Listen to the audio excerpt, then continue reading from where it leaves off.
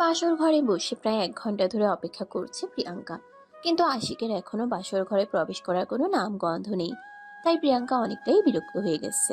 ভারী ভারী শাড়ি গহনা পরে বসে থাকতে তার একদম ভালো লাগছে না, যেন দম বন্ধ হয়ে আসছে। আর এদিকে আশিক ছাদের এক কোণায় বসে বসে কান্না করছে, বাসর ঘরে যেতে চাইছে না। তখনই তার আম্মু এসে তাকে বলতে লাগলো। এই বলে আশিকের আম্মু আশিকের হাত ধরে টানতে টানতে সিঁড়ি দিয়ে নিচে নিয়ে আসছিলেন। আর এদিকে আশিক কোনোভাবেই আসতে চাইছিল না। হাই হ্যালো অ্যান্ড আসসালামু আলাইকুম টু অল। আমি তোমাদের সকলের প্রিয় প্রিয়াঙ্কা বলছি। আমি জানি তোমরা আমাকে অনেক মিস করো এবং অনেকেই আমাকে মেসেজ করে বলো আপু প্লিজ নিয়মিত কেন গল্প দিচ্ছেন না। তো তোমাদের সবার জন্য আমি একটা সুখবর নিয়ে এসেছি। তোমরা তো জানো আমার একটা হচ্ছে অফিসিয়াল চ্যানেল আছে, ভয়েস অফ প্রিয়াঙ্কা, এবং এইটার সাথে এখন আমি নতুন আরেকটা অফিসিয়াল চ্যানেল খুলছি, সেটার নাম হচ্ছে স্টোরি এক্সপ্রেস। তো আশা করি এখন থেকে 2 চ্যানেলেই তোমরা গল্প পাবে। মানে একদিন যদি ভয়েস অফ প্রিয়াঙ্কাতে আপলোড হয় তাহলে আর একদিন স্টোরি এক্সপ্রেসে আপলোড হবে। মানে তোমরা আমার গল্প প্রত্যেক দিনই শুনতে পাবে আমার নিজের অফিসিয়াল চ্যানেল 2টা থেকে। সো জিনিসটা কিন্তু খুবই সারপ্রাইজিং। তো আশা করতেছি তোমরা তাড়াতাড়ি করে সাবস্ক্রাইব করে দিবে। স্টোরি এক্সপ্রেস চ্যানেলটা ইউটিউবে সার্চে দাও, পেয়ে যাবে। আর না হলে হচ্ছে এই ভিডিওর ঠিক লিঙ্কে তোমরা পাবে, বা হচ্ছে কমেন্টে আমি পিন কমেন্ট করে দিব, তাহলে সেখান থেকেও তোমরা সাবস্ক্রাইব করতে পারো। সো দেরি না করে এক্ষুনি সাবস্ক্রাইব করে ফেলো স্টোরি এক্সপ্রেস। সবাই ভালো থাকবা, সুস্থ থাকবা। আল্লাহ হাফেজ, আই লাভ ইউ, বাই। কি রে বাবা, কি সমস্যা তোর? তুই এখনো এখানে বসে বসে কান্না করছিস কেন? ওদিকে তোর বউ বাসর ঘরে বসে বসে তোর জন্য অপেক্ষা করছে। যা ওর কাছে। হ্যাঁ আম্মু, আমি যাব না ওখানে। ওখানে গেলেই আপু আমার সঙ্গে দুষ্টুমি করবে। আমি যেতে চাই না, প্লিজ আম্মু। দেখ, একদম ফাজলামো করিস না। আমি এটা সেই কখন থেকে তোর জন্য অপেক্ষা করছে। তুই এক্ষুনি চল আমার সঙ্গে। তোর বিয়ে হয়ে গেছে, এখন তোকে তোর বউয়ের সঙ্গে সময় কাটাতে হবে। তোর বউয়ের সঙ্গে থাকতে হবে, ঘুমোতে হবে, খাওয়া দাওয়া সব কিছুই করতে হবে। এই বলে আশিকের আম্মু আশিকের হাত ধরে টানতে টানতে সিঁড়ি দিয়ে নিচে নিয়ে আসছিলেন। আর ওইদিকে আশিক কোনোভাবেই আসতে চাইছিল না।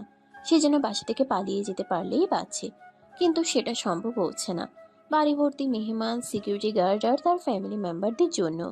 তার আম্মু তাকে টেনে হিঁচড়ে প্রিয়াঙ্কার রুম পর্যন্ত নিয়ে আসলো। আর তারপর তাকে রুমের ভিতরে ঢুকিয়ে দিয়ে দরজাটা বাইরের দিক থেকে লক করে দিল। আর তখনই প্রিয়াঙ্কা বিছানা থেকে নেমে এসে আশিকের সামনে দাঁড়িয়ে আশিকের শার্টের কলার ধরে বলতে লাগলো। ওই হারামজাদা, আমি সেই কখন থেকে তোর জন্য অপেক্ষা করে বসে আছি, আর তোর এতক্ষণে আসার সময় হলো? তখনই আশিক আবারও কান্না করতে করতে বলতে লাগলো। প্লিজ আপু, আমাকে তুমি ক্ষমা করে দাও। আমাকে প্লিজ এখান থেকে যেতে দাও। আমি তোমার সঙ্গে এখানে থাকতে চাই না, প্লিজ। চুপ কর ফাজিল, একটা কথা বলবি না। আজ তোর আর আমার বাসর রাত। আজ তোকে আমি সম্পূর্ণরূপে আমার করে নেব। সারা রাত তোর সঙ্গে রোম্যান্স করব। আর এখন কিনা তুই আমাকে এখনো আপু বলে ডাকছিস? একদম চটকনা মেরে তোর সব কটা দাঁত ফেলে দিব। আরে তুমি এভাবে আমাকে ধমক দিয়ে কেন কথা বলছো? তুমি আমার আপু লাগো। তোমাকে আপু বলবো না কি বলবো? তুই আবার আমাকে আপু বলতেছিস? একদম ঘাড় মুটকে ফেলে দিব বলে দিলাম। আমি তোর বিয়ে করা বউ, আমাকে বউ বলে ডাকবি। নয়তো আমার নাম ধরে ডাকবি, প্রিয়াঙ্কা বলে ডাকবি। আরে এটা তুমি কি বলছো? তুমি আমার চাইতে বয়সে বড়। তোমাকে আমি নাম ধরে ডাকবো কিভাবে? আমি তোমাকে নাম ধরে ডাকতে পারবো না। আমি মাফ চাই। কথাটা বলতে না বলতেই প্রিয়াঙ্কা এক মুহূর্তও দেরি না করে আশিকের ছোট্ট 2 ঠোঁটে ডুবিয়ে দিয়ে 2 মিনিট ধরে চুমু খেলো। আর তারপর বলতে লাগলো। এই যে তোকে আদর করে দিয়ে আমি তোর স্ত্রী হয়ে গেলাম, এখন থেকে আমার নাম ধরে ডাকবি। আরে এটা তুমি কি করলে? তুমি এভাবে আমাকে চুমু খেলে কেন? আমি তোর বউ নাকি তাই? এখন থেকে তোর উপর সম্পূর্ণ অধিকার আমার রয়েছে। তাই আমি চাইলেই তোর সঙ্গে সবকিছু করতে পারবো। আর তুই এখন থেকে আমাকে নাম ধরে ডাকবি। এটাই শেষ কথা। যদি আর একবারও আমাকে আপু বলে ডেকেছিস তাহলে তোর মুখের দাঁত একটাও থাকবে না বলে দিলাম। প্লিজ তুমি আমার সঙ্গে এমন করো না। আমাকে একটু শান্তিতে থাকতে দাও। তোমাদের বাড়িতে আসাটাই আমার জীবনে কাল হয়ে দাঁড়িয়েছে। আমার এখানে আসাটাই একদম উচিত হয়নি। কেন যে এখানে আসতে গিয়েছিলাম আল্লাহ ভালো জানে। কেন আবার? আমাকে বিয়ে করে বউ বানানোর জন্য? আমি তো তোকে সেই ছোট থেকেই পছন্দ করতাম। আর সেই জন্যই তো আল্লাহ তাকে আমার কাছে পাঠিয়ে দিয়েছে। তুই যখন ছোট ছিলি না, তখন না আরো বেশি কিউট ছিলি। তোর গালগুলো টমেটোর মতো গুলুগুলু ছিল। আমি ছোটবেলায় তোকে অনেক আদর করতাম, তোকে চুমু খেতে খুব ভালো লাগতো। তাহলে এখন তুমি আমাকে বিয়ে করেছো কেন? এখন তো আর আমি আগের মতো কিউট আর হ্যান্ডসাম নই। রোদে পুড়ে বৃষ্টিতে ভিজে কুৎসিত হয়ে গেছি। প্লিজ এখন আমাকে ছেড়ে দাও। দূর, ভালো লাগে না এসব ফাজলামো মার্কা কথাবার্তা বন্ধ কর। আজ তোর আর আমার বাসর। আজ দুজন একসঙ্গে সময় কাটাবো, দুজন একসঙ্গে গল্পগুজব করব। আহারে, আমারে পাগলা কুত্তায় কামড়াইছে। আমার ঘুম পাচ্ছে, আমি ঘুমাবো। পারলে আমাকে বিছানায় একটু ঘুমানোর জন্য জায়গা দাও, তা না হলে বালিশ আর কম্বলটা দাও, আমি সোফায় গিয়ে শুয়ে পড়বো। তুই মঙ্গের মুল্লুক পাইছিস নাকি? বিয়ে করছি তোরে ছাড়া একলা একলা ঘুমানোর জন্য নাকি? আমি তোর সাথেই ঘুমাবো, আর কোনো কথা শুনতে চাই না। বিছানায় চল, তোকে জড়িয়ে ধরে ঘুমাবো। তার আগে তোর থেকে আদর কেড়ে নেব। আর এসব তুমি কি বলছো? প্লিজ আপু, এমন করো না আমার সঙ্গে। আমার প্লিজ আপু, এমন করো না আমার সঙ্গে। আমার ভালো লাগছে না। তুমি আমার থেকে একটু দূরে থাকো। তুমি আমার থেকে একটু দূরে দূরে থাকো। তোমাকে যে আমার একদম সহ্য হয় না, ওটা তো তুমি খুব ভালো করেই জানো। So sad my dear husband. এখন আর কিছুই করার নেই। এখন থেকে আমাকে সহ্য করতে না পারলেও আমার সঙ্গেই তোমাকে থাকতে হবে, কারণ আমি তোমার বিয়ে করা বউ। চাইলেও তুমি আমাকে ছেড়ে যেতে পারবে না। বাই দ্য ওয়ে, আমি তোর সঙ্গে কথা বলে সময় কেন নষ্ট করছি সেটাই তো বুঝতে পারছি না। হ্যাঁ আপু, আমিও সেটাই বলছিলাম। প্লিজ আমাকে একটু ঘুমাতে দাও, আমার প্রচণ্ড ঘুম পেয়েছে। এই কথা বলেই আশিক প্রিয়াঙ্কার হাত থেকে নিজেকে ছাড়িয়ে নিয়ে বিছানায় গিয়ে শুয়ে পড়ে। আর তখনই প্রিয়াঙ্কা লাফ দিয়ে আশিকের বুকের উপরে উঠে বসে। আশিক তখন চিৎকার দিয়ে বলতে থাকে, ও মা গো, বাবা গো, নিঃশ্বাস বন্ধ হয়ে মরে গেলাম গো। প্লিজ আমার বুকের উপর থেকে নামো, ব্যথা পাচ্ছি আমি। দেখ, একদম নাটক করবি না। আমার ওজন বড় জোর 40 কেজি। এইটুকু ওজন সহ্য করার মতো ক্ষমতা তোর রয়েছে, তাই ফাজলামো বন্ধ কর আর আমাকে একটু শান্তি মতো চুমু খেতে দে। এই বলে প্রিয়াঙ্কা আশিকের দুই গালে দুইটা চুমু দিয়েই পাশের ঠোঁট দুটো দখলে নিয়ে ইচ্ছে মতো চুষতে থাকে। এদিকে আশিক নিজেকে ছাড়ানোর জন্য প্রাণপণ চেষ্টা করতে থাকে, কিন্তু প্রিয়াঙ্কা তাকে বিছানার সঙ্গে এতটাই শক্ত করে চেপে ধরে রেখেছিল যেন হাতির কাছে মশা। প্রায় 15 মিনিট ধরে চুমু খাওয়ার পর প্রিয়াঙ্কা আশিককে ছেড়ে দেয়। তখনই আশিক বলতে থাকে, এই, তুই মানুষ নাকি অন্য কিছু?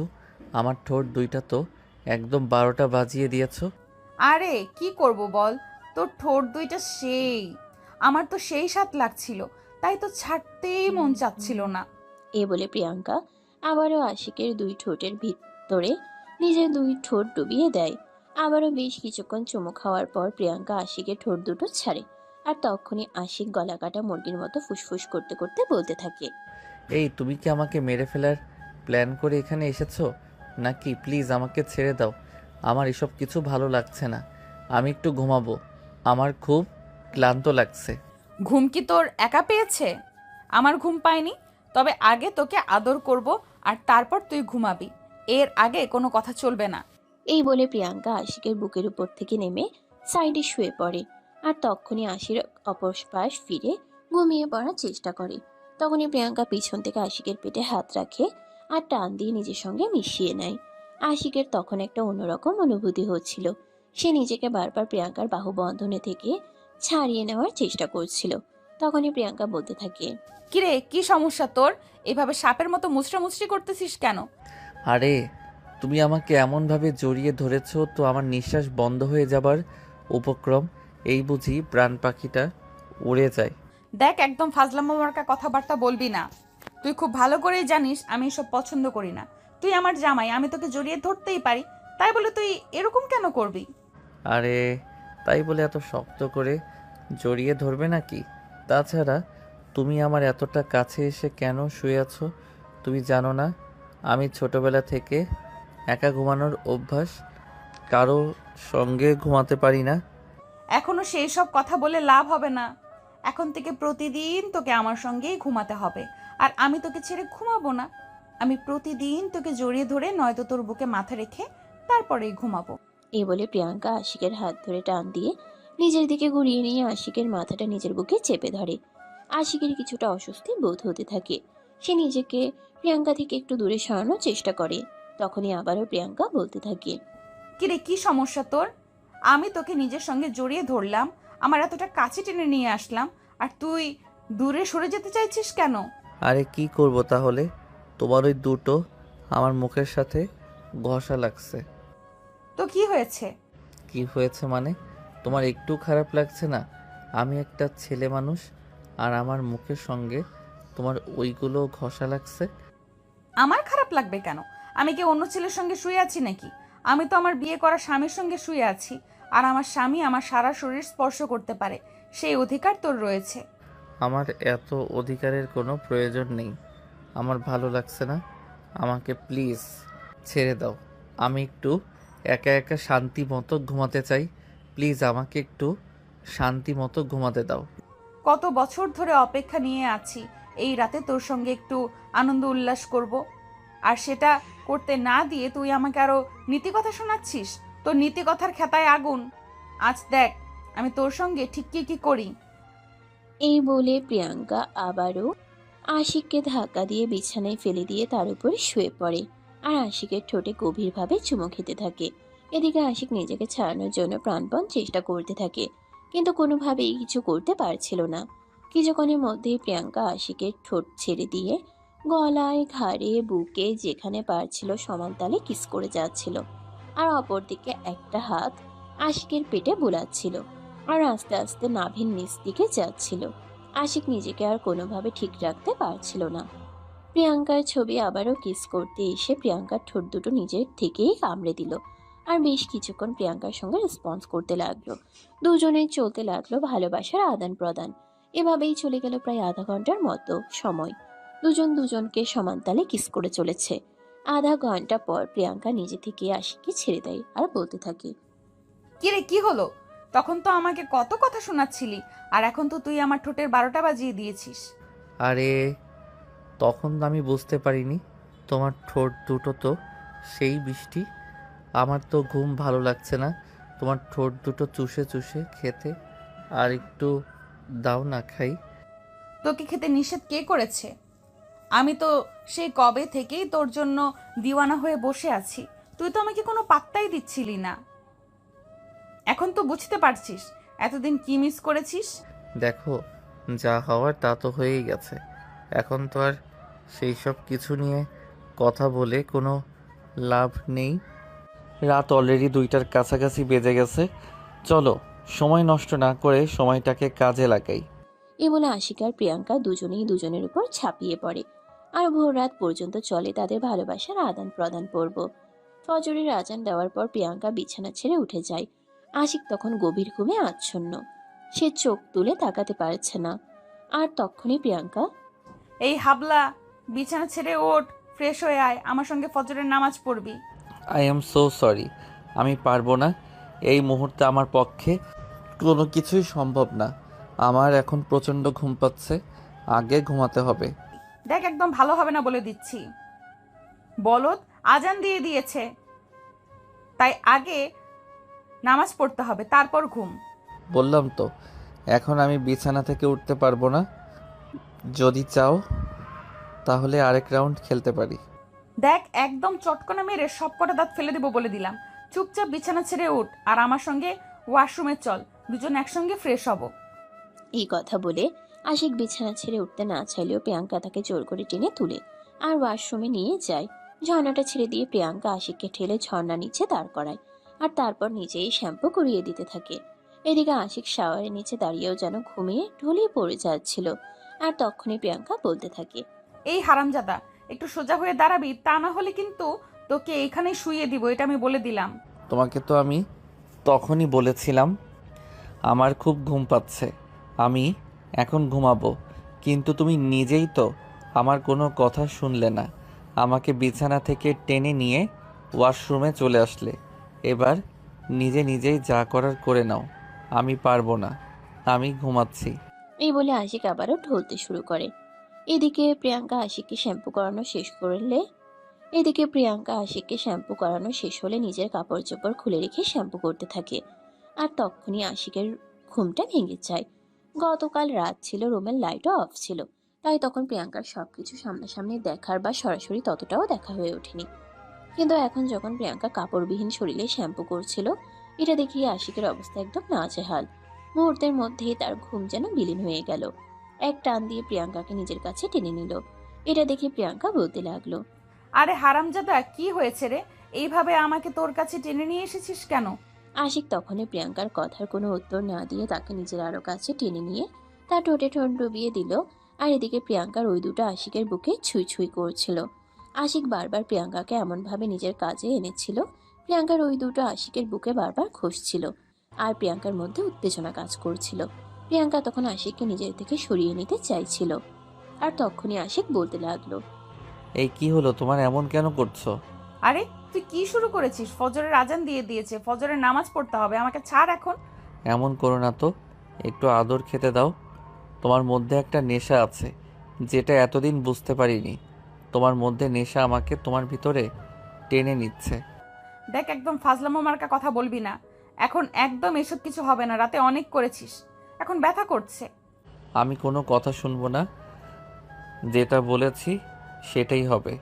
দেখ, একদম বেশি বাড়াবাড়ি করিস না, আমার কিন্তু মেজাজ খারাপ হচ্ছে। সে তোমার মেজাজ খারাপ হোক আর যাই হোক, তাতে আমার কিছুই যায় আসে না। আমি যেটা চেয়েছি সেটা নেবই।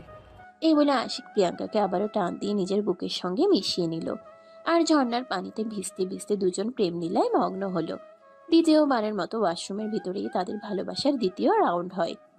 তারপর যেন ফ্রেশ হয়ে এসে ফজরের নামাজ আদায় করে আর দুজন দুজনকে জড়িয়ে ধরে বিছানায় শুয়ে লম্বা একটা ঘুম দেয়। সে ঘুম ভাঙে সকাল 10টায় প্রিয়াঙ্কার ভাবির ডাকে। এই প্রিয়াঙ্কা, বেলা 10টা বেজে গেছে। এখন তো রুম থেকে বের হও। নতুন জামাই পেয়েছিস বলে কি সারাক্ষণ রুমের ভিতরে প্রেম প্রেম খেলতে হবে নাকি? ভাবির গলার কণ্ঠস্বর শুনে প্রিয়াঙ্কা ঘুম ঘুম চোখে উঠে গিয়ে দরজাটা খুলে দেয়। আর তারপর বলতে লাগে, আরে ভাবি, কি ব্যাপার, কি সমস্যা তোমার? তুমি সকালবেলা এইভাবে চিৎকার চেঁচামেচি কেন করছো? আরে এখনো তো সকাল মনে হচ্ছে, বেলা 10টা বেজে গেছে। তাড়াতাড়ি ফ্রেশ হয়ে নিচে আয়, সবাই তোদের জন্য নাস্তা টেবিলে অপেক্ষা করছে। আচ্ছা ঠিক আছে, তুমি যাও, আসছি। তোমাদের জন্য একটু শান্তি মতো ঘুমানোর কোনো উপায় নেই। কালকেই বিয়ে হয়েছে, এখন তো একটু শান্তিতে থাকতে দিবে নাকি? তোর শ্বশুর বাড়িতে গিয়ে তুই যত ইচ্ছা তোর শ্বশুর বাড়িতে গিয়ে যত ইচ্ছে শান্তি কর, তখন আর তোকে কেউ কিছুই বলবে না। কিন্তু এখন নাস্তা টেবিলে আয়। এই বলে প্রিয়াঙ্কার ভাবি সেখান থেকে চলে গেল। আর এদিকে প্রিয়াঙ্কা আশিককে ঘুম থেকে ডেকে তুলতে লাগলো, কিন্তু আশিকের চোখে প্রচন্ড ঘুম। সে ঘুম ছেড়ে উঠতেই চাইছিল না। প্রিয়াঙ্কা বারবার ডাকতে ডাকতে তাকে বিরক্ত হয়ে যাচ্ছিল। এই হারামজাদা, কি হলো? এখনো ঘুম থেকে উঠছিস না কেন? আরে ঘুম থেকে উঠবো কি করে? আমাকে তো ঘুম একদম ছাড়তেই চাইছে না। প্লিজ আমাকে আরেকটা ঘুমোতে দাও, আমার খুবই ঘুম পাচ্ছে। আমি চোখ মেলে তাকাতে পারছি না। আরে বলদের বাচ্চা, সবাই নাস্তার টেবিলে তোমার আমার জন্য অপেক্ষা করছে। এখনই আমাদের দুজনকে নাস্তার টেবিলে যেতে হবে, তারপর আবার আজকে তো তোদের বাড়িতে চলে যেতে হবে। ও আচ্ছা, তাই বুঝি। তাহলে সেটা তুমি আমাকে আরও আগে বললে না কেন? তাহলে তো আমি কবেই ঘুম থেকে উঠে যেতাম। এই বলে আশিক বিছানা থেকে উঠে যায় আর চোখে মুখে পানি দিয়ে তারপর প্রিয়াঙ্কাকে নিয়ে নাস্তার টেবিলে চলে গেল। নাস্তা শেষ হলে প্রিয়াঙ্কার আম্মু প্রিয়াঙ্কা আর আশিক দুজনকে বলতে লাগলো, দেখো, সমাজ কিন্তু এখন এই কথাটা বলবে না। তোমাদের বয়স কত হয়েছে, তোমরা কিন্তু এখন থেকে বিবাহিত। দুজনকে যথেষ্ট ভালোবাসবে, সম্মান দেবে, আর সারাক্ষণ ঝগড়ায় মেতে থাকবে না। আরে তুমি যে কি বলো না, আমার 10টা না 5টা না একটা মাত্র জামাই। আমি আমার জামাইয়ের সঙ্গে কেন ঝগড়া করব বলো শুনি? আমি তো আমার জামাইটাকে প্রচণ্ড ভালোবাসি, সেটা তোমরা সবাই খুব ভালো করেই জানো। আর যাকে পাওয়ার জন্য আমি এত কিছু করেছি। হ্যাঁ, সেটার জন্যই তো তোমাকে ওর সঙ্গে বিয়ে দেওয়া হলো। তবে যতদূর শুনে এসেছি, বেশি ভালোবাসো নাকি বেশি দিন টিকে না, জানালা দিয়ে পালিয়ে যায়। তাই তোমাদের যেন সেরকম কোনো কিছু না হয়, কারণ তোমাদের দুই ফ্যামিলির মধ্যকার কিন্তু খুবই ভালো সম্পর্ক। এখন যদি তোমাদের জন্য সম্পর্ক নষ্ট হয়, তাহলে কিন্তু আমরা কেউ তোমাদের দুজনকে ক্ষমা করতে পারবো না। এই সব কিছু নিয়ে তোমাদেরকে কোনো চিন্তা করতে হবে না ভাবি। আমি আমার জামাইকে ভালোবাসি। আমি আমার জামাইকে প্রচণ্ড ভালোবাসি। তার সঙ্গে কখনো এমন কিছু করব না যেটা তোমাদের কান পর্যন্ত পৌঁছাবে। হ্যাঁ ভাবি, একদম ঠিকই শুনেছেন। আমরা দুজনে খুব ভালো থাকবো, দেখে নিয়েন। আশিকের এই কথা শুনে তো উপস্থিত সবাই অবাক হয়ে যায়। কারণ যেই ছেলেটা গতকাল প্রিয়াঙ্কাকে বিয়ে করবে না বলে কত কান্নাকাটি করছিল, কত বাহানা করছিল, আর সেই ছেলেটা কিনা এখন এই কথা বলছে। তাই তো প্রিয়াঙ্কার ভাবি আশিককে বলতে লাগলো, ওরে বাবা রে বাবা, কালকে তো বিয়ে করতে চাইলে না, আর এখনই কি বউয়ের জন্য দরদ একদম উতলে পড়ছে। ব্যাপারটা কি শুনি? হুম। আরে ভাবি, আপনি যে কি বলেন না, আমার বিয়ে করা বউ তাকে ভালোবাসবে না তো কাকে ভালোবাসবো? আমি তো সেটাই বলতে চাইছি। কালকে যখন বিয়ের কথা বলা হয়েছিল তখন তো ছোট বাচ্চাদের মতো কান্না করছিলে, যেমন করে ছোট বাচ্চা তার মায়ের বুকের দুধ খেতে চায় তেমন করে। আমরা সবাই কত করে তোমাকে রিকোয়েস্ট করলাম বিয়েটা করে নেওয়ার জন্য, কিন্তু তুমি তো কোনোভাবেই বিয়েটা করতেই চাইছিলে না। তাহলে এখন কেন বউয়ের জন্য এত দরদ উতলে উঠছে শুনি? আরে ভাবি, তখন তো আর বিয়ের মজা বুঝিনি, বউকে জিনিস বুঝতাম না। এখন যেহেতু বউ কি জিনিস বুঝতাম না, এখন যেহেতু বউ জিনিসটা বুঝে গেছি, তাহলে কেন বউকে ভালোবাসবো না? কেন বউকে আদর করব না? কেন বউকে ভালোবাসা দিয়ে আগলে রাখবো না? আমার বউ আমার জীবনে প্রথম ভালোবাসা, প্রথম প্রেম। তাকে আমি সারা জীবন ভালোবেসে আমার বুকে আগলে রাখবো। এত লোক দেখানো প্রেম করো না ভাই।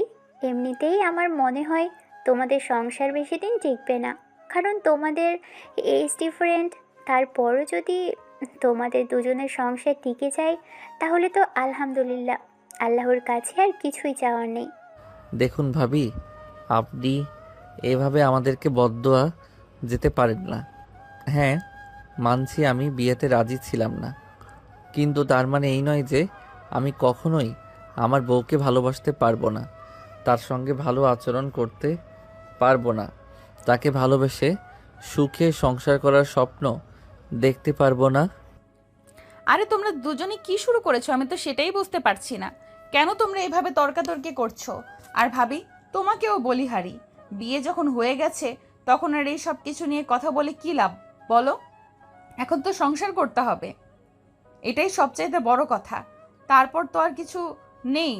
শেষ পর্যন্ত সব কিছু টিকে থাকলেই হলো, কিন্তু আমার কেন জানি না তোদের দুজনকে দেখে মনে হচ্ছে না তোরা দুজন লং টাইম একসঙ্গে থাকতে পারবি। তারপরেও যদি আল্লাহ তোদের দুজনকে একসঙ্গে রেখে দেয় তাহলে আল্লাহর কাছে আমাদের শুকরিয়া আর কোনো শেষ থাকবে না। তুমি দেখে নিও, আমরা দুজন একসঙ্গেই থাকবো, আমাদের কোনো ঝামেলা কখনোই হবে না। আমরা দুজন খুব ভালো থাকবো। তোমরা শুধু আমাদের জন্য দোয়া করো, তাহলেই হবে। এখন চলো রওনা দেওয়া যাক, তা না হলে আবার আমার শ্বশুরবাড়িতে যেতে দেরি হয়ে যাবে। এই বলে প্রিয়াঙ্কা তাদের বাড়ির সবার কাছ থেকে বিদায় নিয়ে আশিকের ফ্যামিলির সহ ঢাকার উদ্দেশ্যে রওনা দিল। সারা রাস্তায় দুজনে অনেক অনেক গল্প করেছে একসঙ্গে বসে। ঢাকায় এসে পৌঁছাতে সন্ধ্যা হয়ে গেল। আশিকের আম্মা আশিকের দাদু আর কাকিকে আগে থেকেই বলে রেখেছিল সবকিছু, তাই তারা নতুন বউকে বরণ করার জন্য রেডি হয়ে বসেছিল। তারা বাড়িতে আসা মাত্রই আশিকের দাদু আর কাকি মিলে প্রিয়াঙ্কাকে বাড়িতে নতুন বউ হিসেবে বরণ করে তুলে নিল। প্রিয়াঙ্কাকে ড্রয়িং রুমে নিয়ে বসানো হয়েছে মাত্র। আশিকদের যৌথ ফ্যামিলির সবাই একসঙ্গেই থাকে। আশিকের বাবারা দুই ভাই আর তাদের একটা বোন অনেক পরিবার সহ দেশের বাইরে থাকেন, তাই আশিকের দাদি তাদের সঙ্গেই থাকে। প্রিয়াঙ্কা ড্রয়িং রুমে বসে আছে, আর এদিকে আশিক বাড়িতে আসা মাত্রই নিজের রুমে চলে গেছে। নিজের রুমটাকে অনেক সুন্দর করে পরিপাটি করে গুছাচ্ছে। আর এদিকে তখনই তার চাচাতো বোন তিশা সেখানে চলে আসে। কি রে ভাইয়া, কি ব্যাপার? আমি তো কিছু বুঝতে পারছি না যে তুই কি না কোনোদিন ঘুম থেকে উঠার পর বিছানা গোছাস না, আর আজকে তুই এই অবেলায় নিজের রুম গোছাচ্ছিস। আমি তো নিজের চোখে বিশ্বাস করতে পারছি না। দেখো, এখানে অবিশ্বাস করার তো কিছুই নেই। তাছাড়া তখন আমি ব্যাচেলর ছিলাম, একা একা যেমন ইচ্ছা তেমন বিছানাতে ঘুমিয়ে যেতাম। এখন আমার বউ আছে, তুই তো জানিস আমার বউ কবে পরিপাটি, নোংরা অপরিষ্কার জিনিস একদম পছন্দ করে না। তাই তো আমি আমার রুমের সমস্ত নোংরা আবর্জনা পরিষ্কার করে ফেলছি।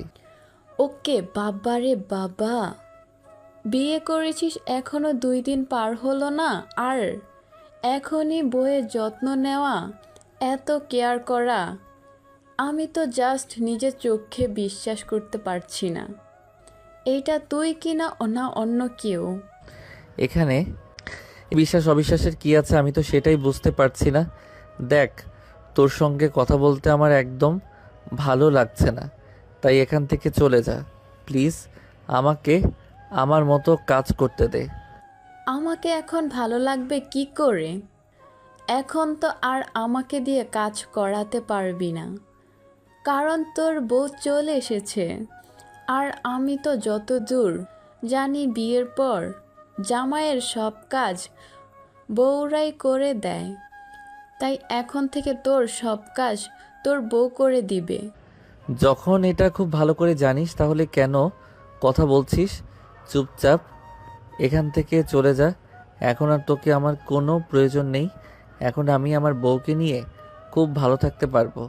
এখন আর তোকে রিকোয়েস্ট করে কোনো কাজ করাতে হবে না, সেই সঙ্গে আমার পকেট মারার ধান্দাই করতে পারবি না। হ্যাঁ, দেখিস তোর এই এত প্রেম কয়েকদিন থাকে। এমন না হয় বউ রেখে আবার আমাদেরকে প্রয়োজন হয়। এরকমটা হবে না, তুই নিশ্চিন্তে থাকতে পারিস। তোকে আর এখন থেকে আমার কোনো প্রয়োজন পড়বে না। তাই এখন চুপচাপ এখান থেকে চলে যাও। আমার সঙ্গে কোনো কথা বলিস না। সত্যি তোর সঙ্গে আমার কথা বলতে একটু ভালো লাগছে না। তৃষা তখন মুখটাকে একটা ভিঞ্চি মেরে সেখান থেকে চলে গেল। আর আশিক ততক্ষণে নিজের সমস্ত রুম পরিপাটি করে সুন্দর করে সাজিয়ে গুছিয়ে নিল। এদিকে আশিকের আম্মু তখন আবারও নিজের ছেলের জন্য নিজেদের বাড়িতে বাসর ঘর সাজাবেন বলে ডেকোরেশনের লোকদেরকে ফোন করেছিলেন। লোকেরা চলে আসার পর আশিকের আম্মু লোকদের নিয়ে আশিকের রুমে প্রবেশ করতে যাবে, তখনই তিনি পুরো রুম দেখে একদম অবাক। হায় আল্লাহ, এটা তিনি কি দেখছেন? নিজের চোখকেই বিশ্বাস করতে পারছেন না। যে ছেলেটা কিনা নিজের রুমকে একদম জঙ্গল বানিয়ে রাখতো সব সময়, আর আজকে সেই ছেলেটাই কিনা নিজের রুমকে এত সুন্দর করে পরিপাটি করে সাজিয়ে গুছিয়ে রেখেছে। আশিকের আম্মু তখন আশিককে বলতে লাগলো, কি ব্যাপার, আমি কি ভুল করে কোনো গার্ডেনে চলে এসেছি নাকি? এরকমটা কেন হতে যাবে? তাছাড়া তোমরা সবাই এইভাবে আমাকে পিঞ্চ করে কেন কথা বলছো? আমি তো সেটাই বুঝতে পারছি না। তোমাদের সবার কি আমাকে অকর্মার ঢেকি বলে মনে হয়, নাকি আমি কি কোনো কাজ করতে পারি না? এতদিন পর্যন্ত তো বাড়িতে কোনো কাজ করতে দেখা যায়নি, তাই জিজ্ঞাসা করছি আর কি। বাই দ্য ওয়ে, ওনারা তোমার রুম সাজাতে এসেছেন, তুমি ওনাদেরকে দেখিয়ে দাও ঠিক কিভাবে সাজাবে, কিভাবে সাজালে তোমার পছন্দ হবে। কারণ আমি চাই তোমার জীবনের শ্রেষ্ঠ মুহূর্তগুলো তোমার মতো করেই কাটুক। ওকে, আচ্ছা আম্মু, ঠিক আছে, কোনো সমস্যা নেই। আমি ওনাদেরকে সব কিছু বুঝিয়ে দেব। তোমাকে এইসব কিছু নিয়ে কোনো চিন্তা করতে হবে না। অতঃপর আশিকের আম্মু ডেকোরেশনের লোকদেরকে আশিকের রুমে রেখে বের হয়ে গেলেন। আর এদিকে তাদেরকে সবকিছু বুঝিয়ে দিয়ে কিভাবে রুমটা সাজাতে হবে তারাও আশিকের ইনস্ট্রাকশন নিয়ে রুমটাকে অনেক সুন্দর করে সাজিয়ে দিল। এদিকে দেখতে দেখতে রাত আনুমানিক 11টার মতো বেজে গেল। ততক্ষণ এই বাড়ির সবাই রাতের খাওয়া দাওয়া করে নিজেদের রুমে চলে গেছে। আর অপরদিকে প্রিয়াঙ্কা তখন আশিকের আম্মুর রুমে বসে আছে। আশিকের আম্মু আজ আবারও নিজের হাতে প্রিয়াঙ্কাকে অনেক সুন্দর করে সাজিয়ে দিয়েছেন।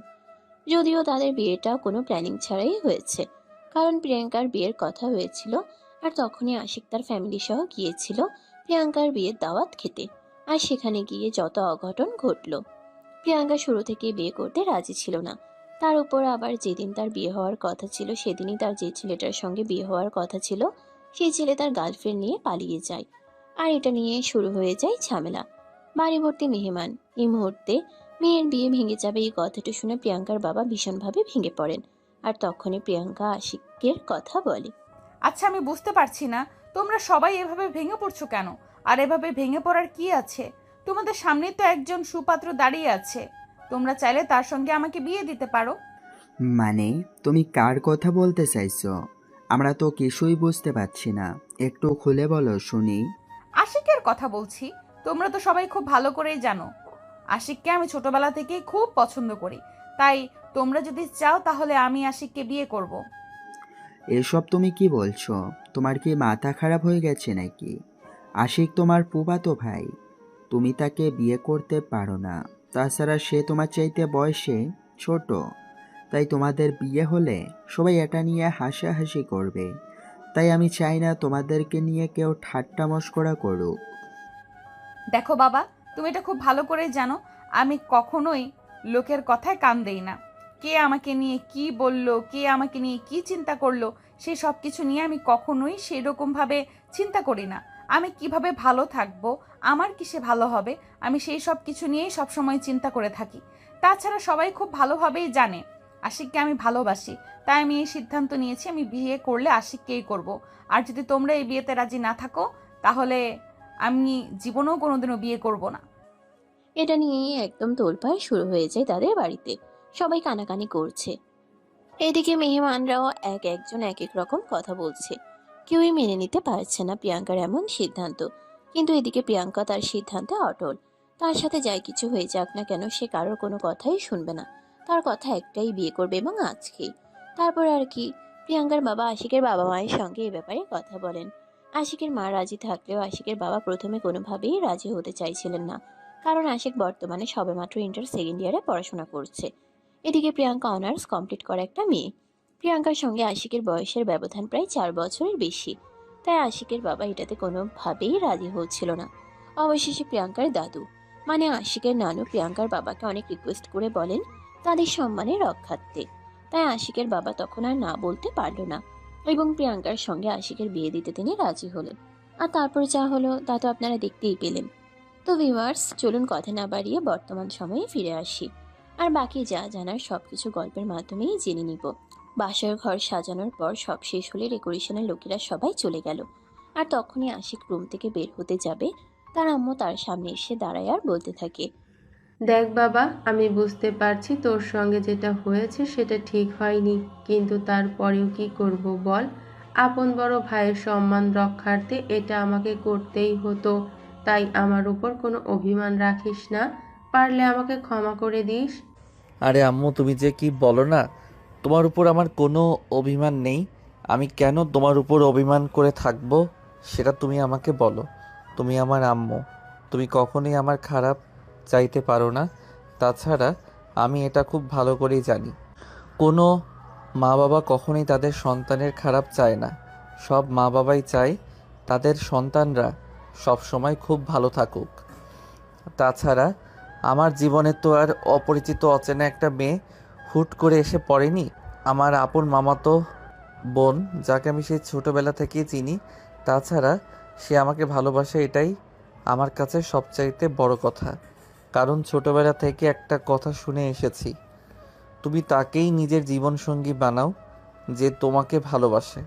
কারণ সারা পৃথিবীর কাছে তুমি তুচ্ছ হলেও তার কাছে কিন্তু তুমি তার পৃথিবী।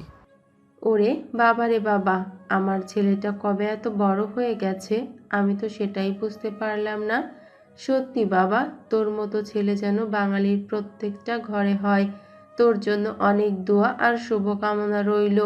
তোর ভবিষ্যতের জীবন অনেক সুখের হোক, শান্তিতে ভরপুর হোক। এই বলে আশিকের আম্মু সেখান থেকে চলে গেল। আর এদিকে রাতের খাওয়া দাওয়ার পর্ব শেষ হওয়ার পরেই আশিকের আম্মু প্রিয়াঙ্কাকে আশিকের রুম পর্যন্ত পৌঁছে দিল। আর তারপরে সেখান থেকে চলে গেল।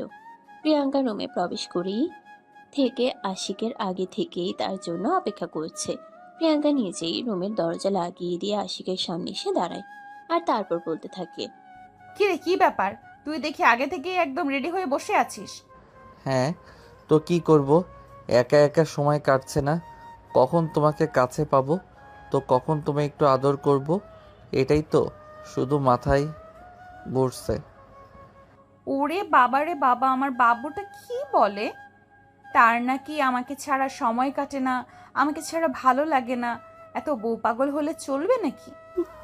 কোনটা চলবে আর কোনটা চলবে না আমি এত কিছু চিন্তা করি না, আর করতেও চাই না।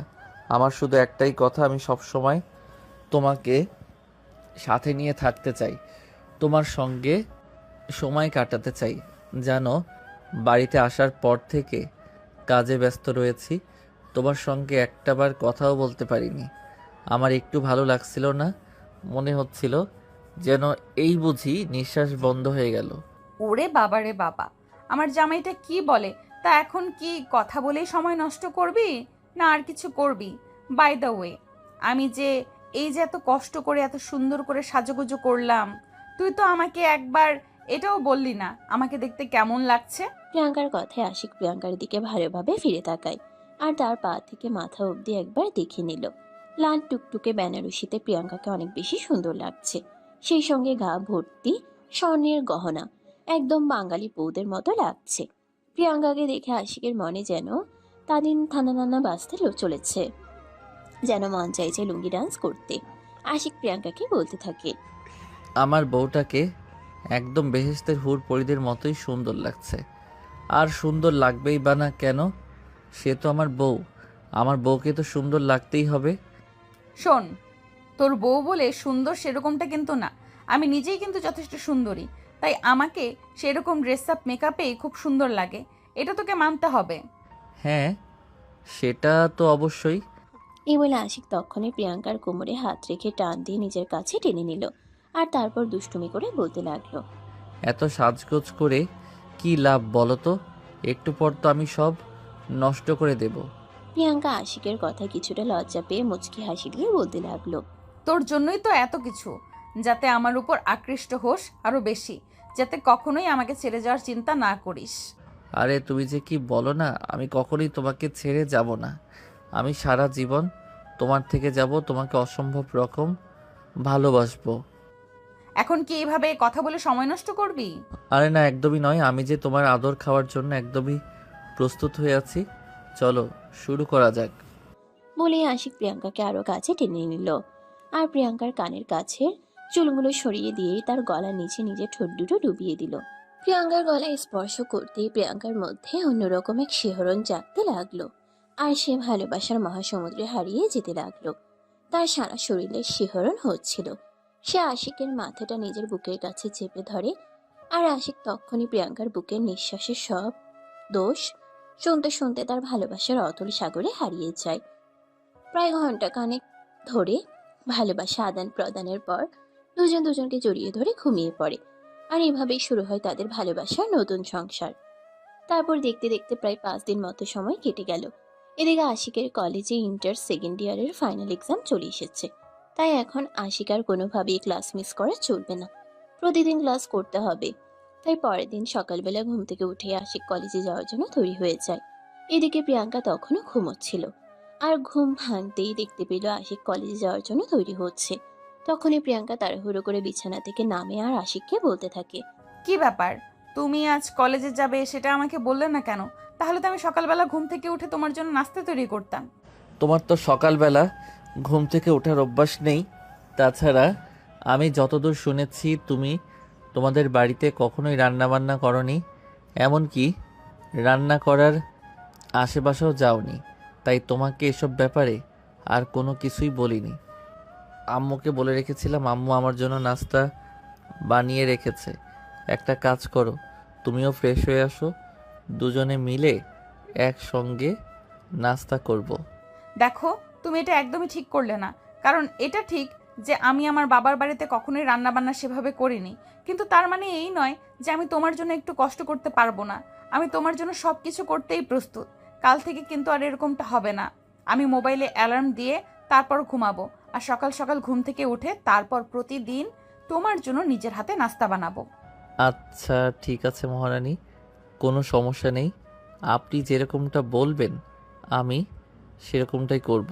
তবে এখন আপনি তাড়াতাড়ি ফ্রেশ হয়ে আসুন, আমার কলেজের টাইম হয়ে গেছে, তা না হলে আবার ক্লাসের লেট হয়ে যাবে। এমনিতেই কয়দিন ধরে কলেজে যাওয়া হয় না। আমার বন্ধুরা তো আমাকে একদম ছিঁড়ে ছিঁড়ে খেয়ে ফেলবে। এতদিন কোথায় ছিলাম এইসব প্রশ্ন করতে করতে। আর যদি কোনোভাবে ঘুণাক্ষরেও জেনে যায় আমি বিয়ে করেছি, তাহলে তো আর কোনো উপায় নেই। কেন, তুমি বিয়ে করেছো এতে তোমার বন্ধুদের কি সমস্যা?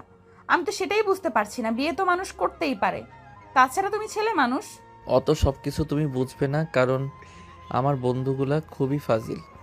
তাছাড়া আমার বন্ধুরা একটাও এখনও বিয়ে করেনি। আর এর মধ্যে যদি তারা জানতে পারে আমি বিয়ে করে ফেলেছি, তাহলে আমার কি অবস্থা করবে সেটা কল্পনার বাইরে। বলতে বলতে আশিকই নিজেই প্রিয়াঙ্কাকে টেনে হিঁচড়ে বিছানা থেকে নামায় আর ওয়াশরুমে পাঠিয়ে দেয়। কিছুক্ষণের মধ্যেই ফ্রেশ হয়ে আসলে আশিক প্রিয়াঙ্কাকে নিয়ে খাবার টেবিলে চলে গেল আর দুজন মিলে একসঙ্গে নাস্তা করলো। নাস্তা শেষ হলে প্রিয়াঙ্কা আশিককে বাড়ির গেট পর্যন্ত এগিয়ে দিল আর তারপর আশিক বাইক নিয়ে কলেজে চলে আসে। কলেজের ক্যাম্পাসে প্রবেশ করা মাত্রই তার বন্ধুরা তাকে ঘিরে ধরলো আর এক এক করে প্রশ্ন করতে শুরু করলো। কিরে দোস্ত, এতদিন তুই কোথায় ছিলে? এতদিন কলেজে আসিসনি কেন?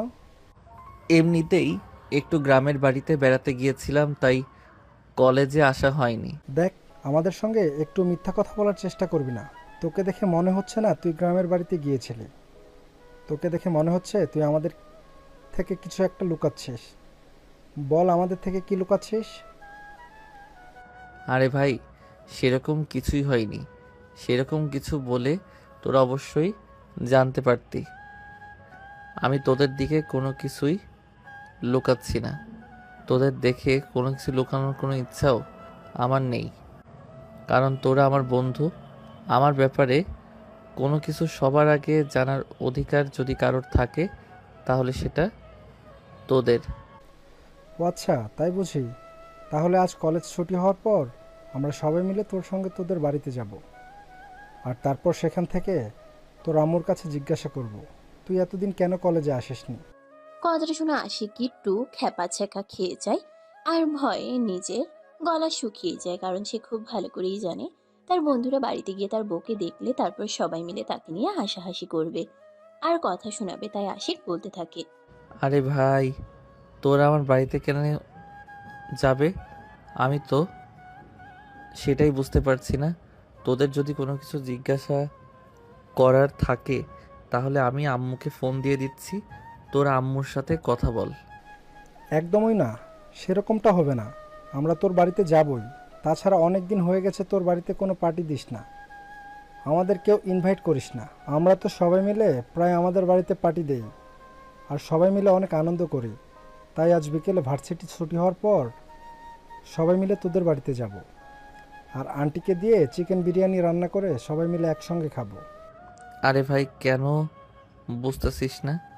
আমি তোদেরকে আমার বাড়িতে নিয়ে যেতে পারবো না, কারণ আমাদের বাড়িতে গ্রাম থেকে মেহমান এসেছে। এমনিতেই আম্মুকে সারাদিন কাজে ব্যস্ত থাকতে হয়, তাই এখন আর বাড়িতে ঝামেলা দিতে চাচ্ছি না। প্লিজ ভাই, তোরা বোঝার চেষ্টা কর। দেখ, সেরকমটা যদি হয়ে থাকে তাহলে সেটা আমরা বুঝবো, কিন্তু যখন ঠিক করেছি তোর বাড়িতে যাব, তার মানে যাব।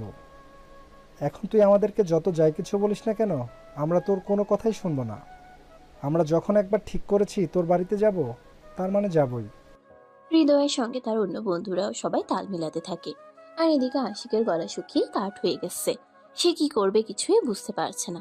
এদিকে বাসা থেকে আসার সময় মোবাইল ফোনটা সঙ্গে নিয়ে আসতে ভুলে গেছে। অপরদিকে কলেজে আসার পর তার বন্ধুরা তাকে এক সেকেন্ডের জন্য আলাদা হতে দিচ্ছে না। তার বন্ধুরা সত্যিই তাকে সন্দেহ করছে। তাদের মনে কেন যেন অন্যরকম একটা সন্দেহ হচ্ছে। আশিক কিছু একটা তাদের থেকে লুকাচ্ছে, তাই আশিককে এক মুহূর্তের জন্য তারা চোখের আড়াল হতে দিবে না। এটাই সবাই মিলে পরিকল্পনা করেছে। যেমন চিন্তা তেমনই কাজ। সারাদিন কেটে গেল আর সবগুলো ক্লাস শেষ হয়ে গেল।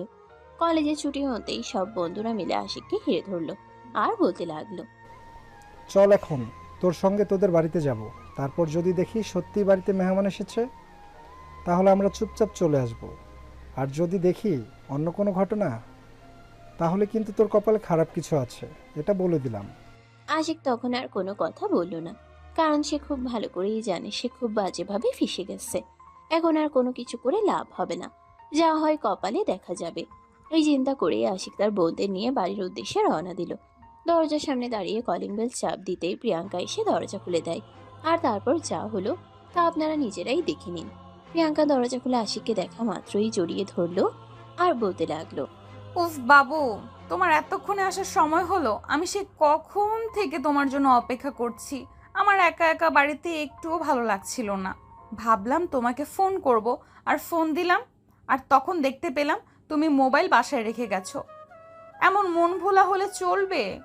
আর ঠিক তখনই আশিকের সব বন্ধুরা আড়াল থেকে সামনে এসে দাঁড়িয়ে বলতে থাকে, ও আচ্ছা, এই কাহিনী তাহলে বাবু, তাই না? আর এই জন্যই তুমি আমাদেরকে বাসায় নিয়ে আসতে চাইছিলে না? এখন তো আমরা সবটা খুব ভালোভাবেই বুঝতে পারছি। কণ্ঠস্বর আর ছেলেগুলোকে দেখে প্রিয়াঙ্কা এক মুহূর্তের জন্য চমকে গেল, আর আশিককে ছেড়ে দিয়ে একটু দূরে সরিয়ে বলতে লাগলো, আরে বাবু, এরা কারা? এদেরকে তো আমি আগে কখনো দেখিনি। এরা কোত্থেকে এসেছে? এরা আমার বন্ধু। দিনে তো আমার মান সম্মানের 12টা বাজিয়ে এদের দেখে তোমাকে লুকিয়ে রাখতে চাইছিলাম, তাই ওদেরকে বাড়িতে নিয়ে আসতে চাইনি। আর এখন যখন ওরা জোর করে বাড়িতে চলে আসলো তখন তুমি নিজে ওদের সামনে চলে আসলে। তুমি আমাকে কেন দোষ দিচ্ছ? আমি তো সেটাই বুঝতে পারছি না। এখানে আমার কি দোষ? ওরাই তো চলে আসলো। তাছাড়া আমি কি জানতাম নাকি ওরা আসবে? আচ্ছা বাদ দাও আম্মু, কোথায় বলো ওরা চিকেন বিরিয়ানি খাবে। আম্মুকে বলো ওদের জন্য চিকেন বিরিয়ানি রান্না করতে। এই বলে আশিক বাসার ভিতরে বাবারা ছিল, আর তখনই তার বন্ধুরা পিছন থেকে বলতে লাগলো, আরে না দোষ, এরকমটা বললে হবে না। আমরা খুব ভালোভাবেই বুঝতে পেরেছি তুমি আমাদেরকে লুকিয়ে বিয়ে করেছ। এখন তো তোমার বাড়িতে বউ আছে, এখন কেন তাহলে আন্টির হাতে রান্না খাবো? এখন থেকে তোমার বউয়ের হাতে রান্না খাবো। ভাবি, আপনি আমাদের জন্য বিফ তিহারি রান্না করেন। আপনার বিয়ের দাওয়াত তো খেতে পারলাম না, তবে বিফ তিহারি তো ডিজার্ভ করি। ওকে, আচ্ছা ঠিক আছে, কোনো সমস্যা নেই। তোমরা সবাই ভেতরে এসে বসো, আর আমারই শুধু 1 ঘন্টা সময় দাও। আমি এই 1 ঘন্টার মধ্যে তোমাদের জন্য বিফ তেহারি রান্না করে নিয়ে আসছি। তখনই আশিক পাশ থেকে প্রিয়াঙ্কাকে বলতে লাগে, আর এসব তুমি কি বলছো? তোমার কি মাথা খারাপ হয়ে গেছে নাকি যে তুমি রান্নার রো পর্যন্ত জানো না, আর সেই তুমি রান্না করবে বিফ তেহারি? হ্যাঁ অবশ্যই, এতে তো আশ্চর্য হওয়ার কি আছে? আমি রান্না করিনি তার মানে এই নয় যে আমি রান্না করতে পারবো না। আমি মেয়ে মানুষ, আর মেয়ে মানুষ পরিস্থিতিতে পড়লে সব কিছু করতে পারে। আরে প্লিজ ট্রাই টু আন্ডারস্ট্যান্ড। সব কিছু করা আর রান্না করা এক কাজ নয়। অন্য কোনো কাজ কোনো এরকম হলেও চালিয়ে নেওয়া যায়, কিন্তু রান্না খুবই সেনসিটিভ বিষয়। এটা খুব মনোযোগ দিয়ে যত্ন সহকারে করতে হয়, তাহলে খাবার উপযোগ্য হয়। তখনই পাশ থেকে আশিকের বন্ধু হৃদয় আশিককে বলতে থাকে, আরে বেটা, তুই তো বড্ড হিংসুটে। ভাবি আমাদের জন্য রান্না করতে চাইছে, আর তুই ভাবিকে আমাদের জন্য রান্না করতে মানা করলি। তুই এত হিংসুটে কেন বলতো শুনি? আরে ভাই, ব্যাপারটা এরকম নয়। আমার বউ বাপের বাড়িতে থাকতে কোনো দিন রান্নাঘরের চৌকাঠ পর্যন্ত পেরোয়নি, আর সে রান্না করবে তোদের জন্য বিফ তেহারি। ভাই, ও রান্না করতে পারবে না। তোদের যদি খেতে ইচ্ছে করে তাহলে আমাকে বল, আমি আম্মুকে বলছি তোদের জন্য রান্না করতে।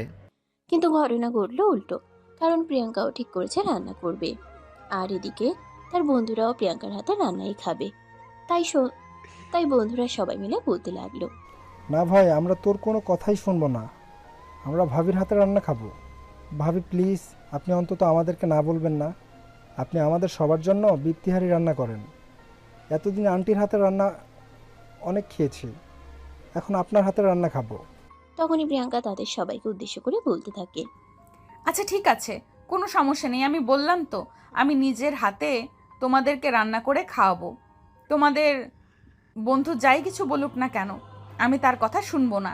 তাছাড়া আমি মেয়ে মানুষ, রান্নাঘর আমার কাজের জায়গা, আর কাজের জায়গায় কাজ জানবো না এমনটা তো হতে পারে না। প্লিজ তুমি রান্না করে যেও না, আমাকে রান্না করতে বলো। ওরা সব কয়টা অনেক ফাজিল। রান্না যদি মজা না হয় তাহলে আবার আমাকে কথা শোনাবে। প্লিজ তুমি বন্ধুদের সামনে আমার মান ইজ্জত ডুবিও না। আরে তুই চুপ করে বস তো, একটা কথাও বলিস না। আমি কি ছোট বাচ্চা নাকি যে রান্না করতে পারবো না? তুই এখানে বসে থাক, আমি কিছুক্ষণের মধ্যেই রান্না করে নিয়ে আসছি। তুই হয়তো ভুলে যাচ্ছিস, আমি ইংরেজিতে অনার্স কমপ্লিট করা একটা মেয়ে, আর আমি হোস্টেলে থেকেই পড়াশোনা করেছি। বাড়িতে কখনো রান্নাঘরে যাইনি তার মানে এই নয় যে আমি কখনো রান্না বান্না করিনি। হোস্টেল লাইফে আমাকে মাঝে মধ্যে রান্না করে খাবার খেতে হয়েছে, কারণ বাইরে থেকে কিনে আনা খাবার প্রতিদিন ভালো লাগতো না। হ্যাঁ ভাবি, আপনি আশিকের সঙ্গে কথা বলে সময় নষ্ট না করে কাজে লেগে যান।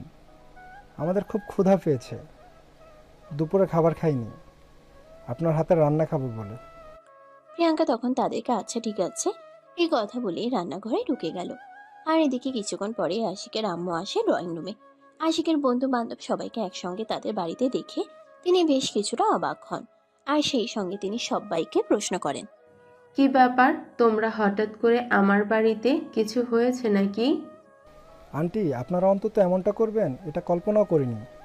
আপনার ছেলেকে বিয়ে করিয়ে আপনাদের বউকে নিয়ে এসেছেন, অথচ আমাদেরকে একটাবার জানালেন না। আমরা তো আপনার ছেলের বন্ধু হই, তাই নাকি? আমাদেরকে তো অন্তত একটাবার জানানো উচিত ছিল। আসলে বিয়েটা তো হঠাৎ করে হয়ে গেছে, তাই কাউকে সেভাবে জানানো হয়নি। বাই দ্য ওয়ে, কোনো সমস্যা নেই, তোমরা যখন চলে এসেছো খুব ভালোই হয়েছে। তোমরা বসো, আমি তোমাদের জন্য নাস্তা পানির ব্যবস্থা করি। আপনাকে আর এখন থেকে কষ্ট করতে হবে না আন্টি। ভাবি আমাদের সবার জন্য বিপ্তিহারি রান্না করতে গেছে। কথাটা শুনে বেশ অবাক হয়ে আশিকের দিকে তাকান আশিকের আম্মু। আশিক তখন তার আম্মুকে বলতে থাকে, আরে আম্মু, তুমি এভাবে আমার দিকে তাকিয়ে আছো কেন? আমার দিকে তাকিয়ে থেকে কী লাভ? আমি ওদেরকে এবং তোমার পুত্রবধূকে বলেছিলাম রান্না করতে পারবে না, কিন্তু তারা কেউই আমার কোনো কথা শুনলো না। ওরা তোমার ছেলের বউয়ের হাতে রান্না খাবে আর তোমার ছেলের বউও রান্না করবে। আশিকের আম্মু তখন আরেক মুহূর্ত দেরি না করে কিচেনের দিকে পা বাড়ালেন। তিনি কিচেনে এসে দেখেন প্রিয়াঙ্কা ফ্রিজ থেকে মাংস বের করে পেঁয়াজ মশলা সব রেডি করছে। তখনই আশিকের আম্মু পিছন থেকে বলতে থাকেন, আরে বৌমা, তুমি কেন কিচেনে এসেছো? যা লাগবে আমাকে বলো, আমি সব তৈরি করে দিচ্ছি। ধন্যবাদ মাই ডিয়ার শাশুড়ি আম্মু, কিন্তু সেটার কোনো প্রয়োজন হবে না। আমার স্বামীর বন্ধুরা এসেছে, তারা আবদার করেছে আমার হাতের বিফ তেহারি খাবে, তাই আমি তাদের জন্য আমার নিজের হাতেই বিফ তেহারি রান্না করছি। আরে তুমি কখনো রান্না বান্না ওসব করেছো নাকি? তুমি রান্না করতে পারবে না। তাছাড়া রান্নাঘরে প্রচণ্ড গরম। তুমি রুমে চলে যাও, আমি ওদেরকে রান্না করে খাইয়ে দিব। আরে শাশুড়ি আম্মু, বললাম তো সেসবের কোনো প্রয়োজন হবে না। আমি নিজেই সব কিছু সামলে নিতে পারবো। আপনার এখানে কিছুই করতে হবে না। আপনি নিজের রুমে গিয়ে বিশ্রাম করুন, আর আমার উপর একটু ভরসা করতে পারেন। আমি এই বাড়ির পুত্রবধূ, অন্তত এই বাড়ির মান সম্মান ডোবাবো না। এই বলে আশিকের আম্মু কিচেন থেকে বের হয়ে যেতে না চাইলেও প্রিয়াঙ্কা জোর করে আশিকের আম্মুকে কিচেন থেকে বের করে দিল আর নিজেই রান্না করতে লাগলো। এদিকে আশিক টেনশনের ড্রয়িং রুমের এপাশে শুধু হাঁটাহাঁটি করছে, আর তার বন্ধুরা তাকে নিয়ে মজা নিচ্ছে আর বলছে, কি রে দোস্ত, তোর কি কষা হয়েছে নাকি এভাবে হাঁটাহাঁটি করছিস? দেখ ভাই, এভাবে মজা নিস না, আমি সত্যি টেনশনে আছি। আমার বউ কখনো রান্না বান্না করেনি, কি রান্না করবে আল্লাহ ভালো জানে। তোরা ওর মাথায় কোন ভূত ঢুকিয়ে দিয়েছিস, আমি তো সেটাই বুঝতে পারছি না। আরে দোস্ত, তুই চাপ নিস না। আমরা তোর বন্ধু সবসময় ফাজলামো করি বলে তুই আমাদেরকে এতটাও খারাপ ভাবতে পারিস না। ভাবি যাই কিছু রান্না করে নিয়ে আসুক না কেন, আমরা মুখ বুঝে সব খেয়ে নেব। তোকে এসব কিছু নিয়ে কোনো চিন্তা করতে হবে না। দেখ তোরা কতটা ভালো মানুষ, সেটা আমার থেকে ভালো কেউ জানে না। আরে ভাই, তুই এইবারের মতো আমাদের ভরসা করে দেখ। তাছাড়া তোর বউ এই বাড়ির পুত্রবধূ, তাকে তো রান্নাবান্না শেখাতে হবে নাকি? তাই আমরাই না হয় প্রথমবার ইন্টারভিউ নিলাম, দেখি কেমন পারে। এই বলে সবাই মিলে হাসতে লাগলো। আর এদিকে আশিক মনে মনে ভাবতে লাগলো তার কপালে খারাপ কিছু হতে চলেছে। বন্ধুদের সামনে এবার মানিজ্য তার কিছুই থাকবে না। এই কথা চিন্তা করতে করতে আশিক কিচেনের দিকে পা বাড়ালো। আর তখনই কিচেন থেকে এত সুঘ্রাণ ভেসে আসছিল। আশিক তখন মনে মনে ভাবছিল, খাবারের গন্ধ যতটা সুন্দর আসছে, খাবারের টেস্ট আসলেও কতটা সুন্দর আসবে কি। এই কথা চিন্তা করতে করতেই কিচেনে প্রবেশ করলো আর তখনই প্রিয়াঙ্কাকে বলতে লাগলো, খাবারের গন্ধ তো মোটামুটি আলহামদুলিল্লাহ ভালোই আসছে, কিন্তু খাবারের স্বাদ কেমন হবে সেটাই তো বুঝতে পারছি না। আর 2 মিনিট অপেক্ষা করো, এই তো প্রায় হয়ে গেছে। এইদিকে আমার সালাদ কাটাও হয়ে গেছে। সবাইকে নিয়ে ডাইনিং টেবিলে বসো, আমি এক্ষুনি খাবার নিয়ে আসছি। আরে আমার টেনশনে মাথা ফেটে যাচ্ছে, খাবারটা আদৌ খাওয়া যাবে তো? যদি খাবার খাওয়া না যায় তাহলে তার কৈফিয়ত আমি দেব। এখন তুমি তোমার বন্ধুদের নিয়ে খাবার টেবিলে গিয়ে বসো। এই বলে প্রিয়াঙ্কা আশিককে এখান থেকে চলে যেতে বলে, আর সে কিছুক্ষণের মধ্যেই খাবার প্লেটে সাজিয়ে নিয়ে ডাইনিং টেবিলে চলে আসে। এদিকে আশিকের বন্ধুরা সবাই উৎসাহের দৃষ্টি নিয়ে খাবারের দিকে তাকিয়ে আছে। সুগন্ধের মতো খাবারটা মজা হবে তো, এটা চিন্তা করে প্রিয়াঙ্কার খাবার সার্ভ করা শেষ হলে সবাইকে খেতে বলে, আর সবাই একসঙ্গে খাওয়া শুরু করে। এক লোকমা করে খাবার মুখে দিয়ে সবাই তো অবাক, এটা খাবার নাকি অমৃত। তখনই হঠাৎ করে আশিকের বন্ধু আশিককে বলে ওঠে, দোস্ত, এটা বিপ্তিহারি নাকি বেহেস্ত থেকে নিয়ে আসা কোনো অমৃত? হ্যাঁ দোস্ত, সত্যি তো খাবারটা অনেক মজা হয়েছে। আরে তুমি এত মজার খাবার রান্না করতে পারো? হয়েছে, এখন আর আমাকে তেল দিতে হবে না। আগে খাবারটা খাও আর তারপর কথা বলো। আমি সত্যি বলছি, খাবারটা সত্যি অনেক বেশি মজা হয়েছে। আমি এর আগে অনেক জায়গায় অনেক বড় বড় রেস্টুরেন্ট বিফ তেহারি খেয়েছি, কিন্তু এত মজা হয়নি। তোমার হাতের রান্নায় জাদু আছে বলতে হয়। হ্যাঁ ভাবি, আশিক ঠিক কথাই বলেছে। আপনার হাতের রান্না জাস্ট কোনো তুলনা হয় না। তবে হ্যাঁ, আমরা কিন্তু আপনার হাতের এই বিপ্তিহারি খেতে মাঝে মধ্যেই এখানে চলে আসব। আপনি কিন্তু আমাদের প্রতি কোনো বিরক্ত হতে পারবেন না। বন্ধুর বউ বলে কথা। আরে কোনো ব্যাপার নয়, তোমাদের যখন আমার হাতে রান্না খেতে মন চাইবে তখনই তোমরা সবাই মিলে আমার বাসায় চলে আসবে। আমি তোমাদের সবাইকে নতুন নতুন আইটেম করে খাওয়াবো। ওকে ডান। কিন্তু ভাবি, আপনার জামাই আমাদেরকে এই বাসায় নিয়ে আসতে চায় না, তখন কি করব সেটা আপনি বলে দেন। তোমরা ওকে কেন বলতে যাবে? নিজেরাই চলে আসবে। আরে এটা আমার বাড়ি, এই বাড়িতে আসতে হলে আমার পারমিশন অবশ্যই নিতে হবে। আর হ্যাঁ, তোরা কি আমার বউকে চাকর পেয়েছিস নাকি? তোদের যখন মন চাইবে তখনই আমার বউ রান্না করে খাওয়াবে। তোদের যদি বউয়ের হাতে রান্না খেতে মন চায়, তোরা নিজেরা বিয়ে করে তারপর তোদের বউকে দিয়ে যত ইচ্ছা রান্না করিয়ে খা। আমার বউ শুধুমাত্র আমাকে রান্না করে খাওয়াবে। আরে ভাই, এত হিংসামি করিস না। আমরা তোর বন্ধু হই। তোকে না হয় তোর ফ্যামিলি বিয়েটা করিয়ে দিয়েছে, কিন্তু আমাদের ফ্যামিলি এখনই তো আমাদেরকে বিয়ে করিয়ে দেবে না। আর সবেমাত্র ইন্টার সেকেন্ড ইয়ারে পড়াশোনা করছে। এখনও জীবনের কত সময় বাকি পড়ে আছে। আরে ভাই, বললাম তো, তোমাদের যখনই আমার হাতে রান্না খেতে মন চাইবে তখনই এই বাসায় চলে আসবে। আমি তোমাদেরকে নিজের হাতে রান্না করে খাওয়াবো। এখন ফট করে খাবারটা শেষ করো দেখি। এই বলে প্রিয়াঙ্কা আবারও যাদের প্লেটে খাবার কমে গিয়েছিল তাদেরকে খাবার বেড়ে দিয়ে কিচেনের দিকে পা বাড়ায়।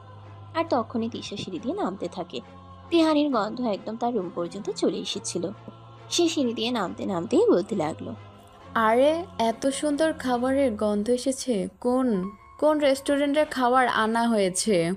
আরে কানা, কোন রেস্টুরেন্ট থেকে খাবার আনা হয়নি? আমার বউ নিজের হাতে বিফ তেহারি রান্না করেছে, খাবি আয়, দেখ কি মজা হয়েছে। মজা করার আর কোনো জায়গা পেলি না?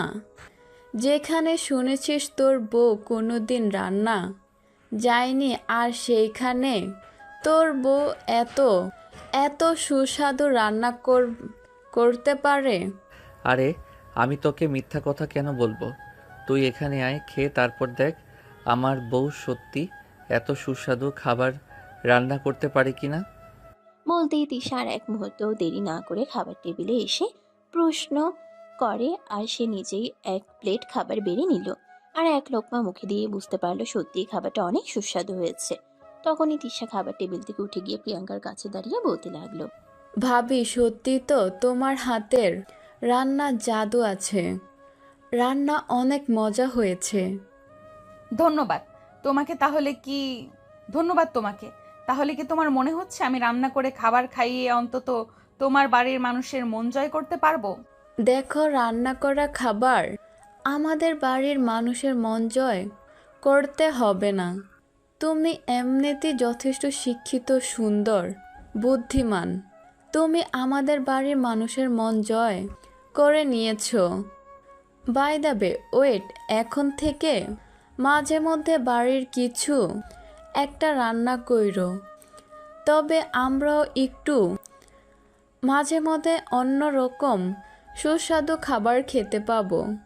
সেটা আমাকে বলতে হবে না, কারণ এটা আমার শ্বশুর বাড়ি আর আমি এই বাড়ির পুত্রবধূ।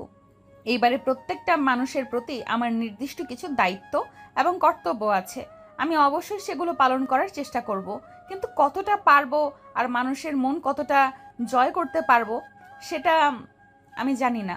তবে আল্লাহ ভরসা, আমি আমার সাধ্যমতো চেষ্টা চালিয়ে যাব। নিশ্চয় তুমি পারবে, তোমার উপর সেই ভরসা আছে এবং তোমার জন্য অনেক অনেক শুভকামনা রইল। তুমি তোমার জীবনের যুদ্ধে জয়ী হও, তোমার অপূর্ণ ইচ্ছাগুলো পূর্ণ করুক।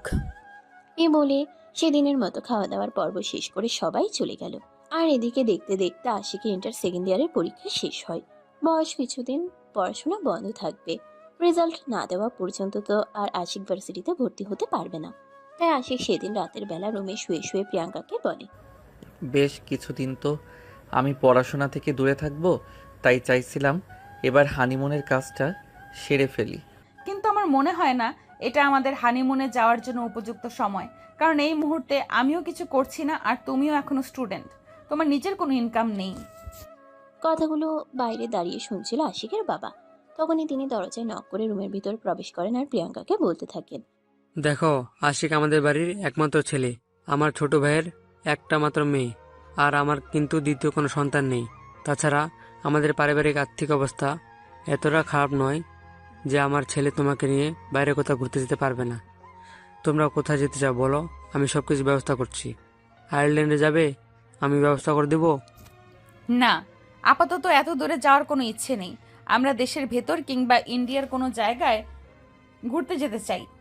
ওকে, ঠিক আছে, তাহলে আমরা ভারতের কাশ্মীরে যেতে পারি। হ্যাঁ, তুমি একদম ঠিক কথাই বলেছ। কাশ্মীর আমার অনেক পছন্দের জায়গা। আমি অনেক দিন ধরেই চিন্তা করছিলাম সুযোগ পেলে একবার কাশ্মীরে ঘুরতে যাব। আর এখন যেহেতু আমরা হানিমুনে যেতে চাইছি, তাহলে আমরা কাশ্মীরেই যাব।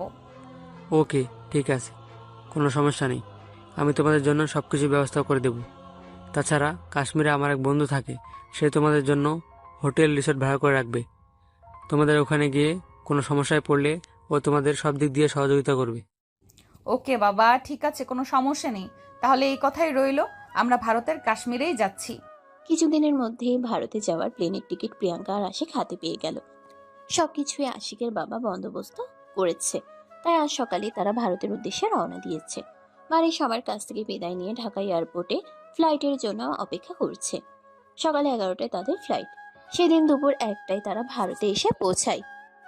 কলকাতা থেকে সোজা কাশ্মীর, যদিও অপরিচিত জায়গা, কিন্তু আশিকের বাবার একজন পরিচিত বন্ধু থাকায় তিনি আশিককে সবকিছু বুঝিয়ে দিলেন, আর কোথায় কিভাবে যেতে হবে সবকিছুই বলে দিলেন। তাই আশিক আর প্রিয়াঙ্কার এখানে এসে সেরকম কোনো ঝামেলায় পড়তে হলো না। দুজনে মনের ইচ্ছা মতো ঘোরাঘুরি করে আর সময় কাটাতে লাগলো। এদিকে হঠাৎ করেই সেদিন সন্ধ্যার পর প্রিয়াঙ্কার ভাবি তাকে ফোন দিল। প্রিয়াঙ্কা ফোন রিসিভ করে তার ভাবিকে বলতে লাগলো, কি ব্যাপার ভাবি, এতদিন পর হঠাৎ করে আমার কথা মনে পড়লো? আমার তো মনে পড়লো, কিন্তু তোমার তো তাও হলো না। শুনলাম তোমরা নাকি হানিমুনে কাশ্মীর গিয়েছো। হ্যাঁ ভাবি, এখানে এসেছি এই তো 3 দিন হলো। বাই দ্য ওয়ে, তোমার কি অবস্থা তাই বলো। এই তো আলহামদুলিল্লাহ, আল্লাহর রহমতে ভালোই আছি। তবে তোমাকে একটা কথা বলার জন্য ফোন করেছি। ইফ ইউ ডোন্ট মাইন্ড, আমি কি কথাটা বলতে পারি? ভাবি, আমার 10টা না 5টা না আর একটা মাত্র কলেজের টুকরা আদরের ভাবি, তুমি আমাকে কিছু বলবে, তার জন্য তোমাকে পারমিশন কেন নিতে হবে? কি বলবে? দেখো, হানিমুনে গিয়েছো দুজন, কিন্তু 3জন হয়ে ফিরে এসো, এটা আমরা সবাই চাই। মানে তুমি কি বলতে চাইছো, আমি কিছু বুঝতে পারছি না। দেখো, একদম ফাজলামো করবে না, সব কিছু বুঝেও না বোঝার ভান করবে না। আমি তোমাকে কি বলতে চাইছি সেটা তুমি খুব ভালো করেই বুঝতে পারছো। হ্যাঁ ভাবি, বুঝতে পারছি, কিন্তু সেটা এখন সম্ভব নয়, এটা তুমিও খুব ভালো করেই জানো। তাই এইসব ফালতু মার্কা কথা বলা বন্ধ করে বলো, আমাদের পুচকু কবে আসবে, ডাক্তার কবে ডেট দিয়েছে? আমি কোনো ফাজলামো করছি না, যা সত্যি তাই বলছি। তোমার শ্বশুর বাড়িতে ফোন করা হয়েছিল। তোমার শাশুড়ি আর তোমার শ্বশুর দুজনেই আমাকে বলেছেন আমি যেন এই কথাটা তোমাকে বলি। তাদের সারাদিন বাড়িতে একা একা থাকতে ভালো লাগে না, তাদের ঘরে ছোট্ট একটা মেহমান চাই, আর সেজন্যই 3জন হয়ে ফিরে আসবে। উফ ভাবি, এসব নিয়ে পরে ভাবা যাবে। তুমি তো জানোই আমি নিজেও কিছু করছি না, আর এদিকে আশিক সবেমাত্র ইন্টার সেকেন্ড ইয়ারের পরীক্ষা দিয়েছে। আমরা তো নিজেরাই নিজেদের দায়িত্ব নিতে পারি না, সেখানে একটা বাচ্চার দায়িত্ব নেওয়া কি আমাদের জন্য আদৌ উচিত হবে? দেখো প্রিয়াঙ্কা, তুমি হয়তো এটা ভুলে গেছো, তোমার ভাইয়া 2 বছর ধরে বাসায় বসে আছে, কোনো কিছুই করছে না। তাই বলি কি, আমাদের সংসার চলছে না, আর যখন একটা বাচ্চা আসবে তখনও সংসার চলবে না। কিন্তু ভাবি, আর কোনো কিন্তু নয়, এটাই আমাদের দু পরিবারের ইচ্ছে, আর ইচ্ছে পূরণ করা তোমার কর্তব্য। এই বলে প্রিয়াঙ্কার ভাবি ফোনটা কেটে দিল। আর তখনই পাশ থেকে আশিক প্রিয়াঙ্কাকে বলতে লাগলো, আরে কি ব্যাপার, কি হলো? তুমি ভাবির সঙ্গে কি নিয়ে তর্ক করছিলে? ভাবি কি বলছিল? তখনই প্রিয়াঙ্কা একটু দুষ্টামি করে আশিকের কোলের উপর উঠে বসে আর তারপর বলতে থাকে, বলেছে তাদের ছোট একটা আশিক চাই। ও মা, তাই নাকি? তাহলে তো খুবই ভালো। আমিও তো মনে মনে ভাবছিলাম তোমাকে এ ব্যাপারে কিছু বলবো। আরে ওই, তোমার মাথা কি খারাপ হয়ে গেছে নাকি? কি সব পাগলের মতো আবোল তাবোল কথা বলছো? তুমি নিজেই তো এখনো একটা বাচ্চা, আর যখন তোমার একটা বাচ্চা হবে তখন তার দায়িত্ব নিবে কিভাবে? আমি কিভাবে দায়িত্ব নেব সেটা নিয়ে তোমাকে চিন্তা করতে হবে না। আমিও চাই আমাদের একটা জুনিয়র আশিক আসুক। ওমা, আমার পিচ্চির জামাইটা বলে কি? সেদিন তো সে নিজেই বিয়ে করতে চাইছিল না, আর এখন কিনা তার জুনিয়র আশিক চাই। তখন তো আর বউ কী জিনিস সেটা বুঝতাম না। বউয়ের কাছ থেকে এত আদর, যত্ন, ভালোবাসা পাওয়া যায় সেটা জানতাম না।